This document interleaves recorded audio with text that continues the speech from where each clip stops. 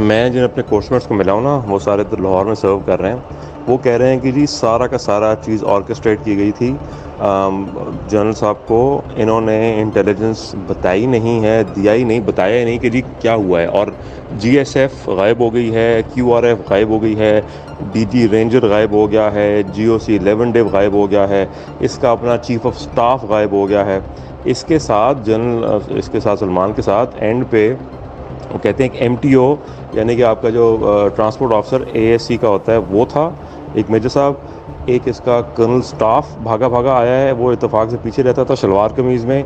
और दो और कोई ऑफिसर थे, एक इसका स्टाफ ऑफिसर था और एक और था।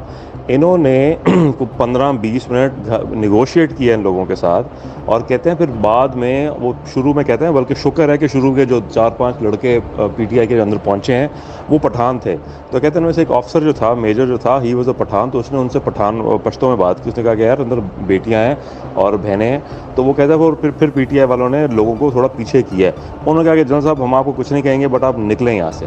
बट जनरल साहब रिफ्यूज़। फिर इन्होंने इवेंचुअली कहते हैं पीछे से तोड़वाया है, दीवार तोड़वाई है। कहते हैं अंदर उनका एक कुक था, एक ड्राइवर था और एक आधा कोई और जो ना अंदर गार्ड सेंट्री था जो रह गया था। पूरी की पूरी यूनिट जो 58 फील्ड बटालियन है, जो उसकी जो 75 लोगों की गार्ड होती है, वो गायब हो गई थी।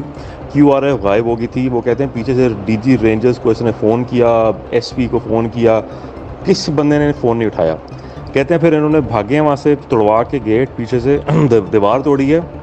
और साथ में नेबर्स कोई रहते हैं, उनकी गाड़ी उन्होंने मांगी। उन्होंने कहा कि हमें चाहिए गाड़ी, आपा साथ हैं हमारे, फातिमा आपा और बच्चे साथ हैं।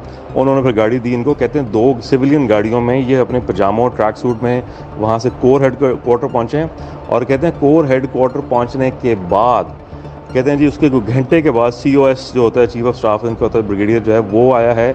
और बाकी जीओसी वगैरह पहुंचे हैं। और उसके बाद तब तक सब कुछ हो चुका था, तब तो घर घुस चुके थे, उन्होंने तोड़ फोड़ करनी स्टार्ट कर दी हुई थी। And that is the story. So भाई ये सारी की सारी जो ऑर्केस्ट्रेट हुई है ना, ये बहुत ऊपर लेवल पे हुई है। ये ऊपर से, ये बिल्कुल आंटी सही कह रही हैं कि ये जो चीफ है उसने बेसिकली ऑर्केस्ट्रेट कराई है through his own favourite officers. GOCs दोनों उसके साथ मिले हुए थे। आपका जो चिड़ियाघर के पास एक बहुत बड़ा सेटअप है ऑफ द इंटेलिजेंस, वो इन्वॉल्व था। क्योंकि अदरवाइज़ क्यूआरएफ आपकी कैंट में इतनी क्यूआरएफ खड़ी होती हैं, मतलब यू कांट इमेजिन, हर थोड़ी सी देर के बाद आपकी क्यूआरएफ खड़ी होती है। क्यूआरएफ एटलीस्ट 30 से 35 बंदा होता है और एक ऑफिसर डिटेल्ड होता है। और इस तरह की सिचुएशन में तो डेफिनेटली इमरजेंसी डिक्लेयर हुई होती है। प्लस पुलिस वाला कोई नहीं था। मतलब ये वो जगह है कोर कमांडर हाउस के सामने से अब यू टर्न करते हुए आप अगर 5 सेकंड लगा दो तो वहाँ पर इंटेलिजेंस वाले आ जाते हैं। जी आप क्या कर रहे हैं आप खड़े हुए? मॉल ऑफ लाहौर के सामने आप खड़े नहीं हो सकते, वहाँ पर आपके इंटेलिजेंस वाले नॉर्मल डेज में खड़े होते हैं। एमपी खड़ी होती है। ये it's an orchestrated complete attack है भाई। ये this is a fucked up situation. और कल उनको मैं जो अपने कोर्समेट्स को मिला हूँ, वो तो यार मतलब पठान है, ऊपर से 2 मतलब करनैल सर्विंग इन लाहौर। वो कहते हैं कि पहनचोद ये ऊपर वालों ने मजाक बनाया हुआ है।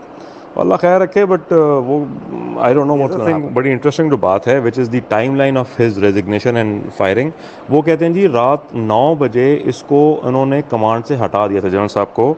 विच मीन्स कि एजी ब्रांच ने रात को 9 बजे, यानी कि अब ये मतलब 6 बजे 5 बजे हुआ है ये सारा कुछ, और 9 बजे उनका डिसीजन था कि जी इसको आपने फायर, इनको जीएचक्यू बुला लिया वापस, ठीक है।